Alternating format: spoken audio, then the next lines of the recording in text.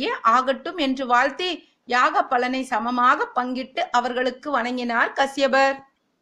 கத்ரு 1000 முட்டைகளையும் வினதியோ 2 முட்டைகளையும் பெற்றனர். 500 வருடங்கள் கழித்து 1000 முட்டைகளிலிருந்து 1000 மகா சக்தி வாய்ந்த நாகங்களோ தோன்றியது. அவற்றில் அந்தணனும் சங்கபாலனும் வெண்மை நிறத்தோடும், வாசுகியும் பத்மனும் சிவப்பு நிறத்தோடும், மகாபத்மனும் தட்சனும் மஞ்சள் நிறத்தோடும், கார்கோடனும் குளிகனும் கருப்பு நிறத்தோடும் பிறந்தனர்.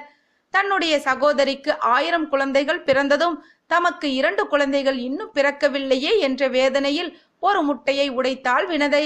தன்னுடைய சகோதரிக்கு 1000 குழந்தைகள் பிறந்ததும் தமக்கு 2 குழந்தைகள் இன்னும் பிறக்கவில்லையே என்ற வேதனையில் ஒரு முட்டையை உடைத்தாள் வினதை.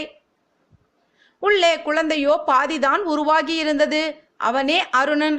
எஞ்சி உள்ள தன்னுடைய தமையனின் முட்டையை பொறுமையுடன் பாதுகாக்க அறிவுரை கூறிவிட்டு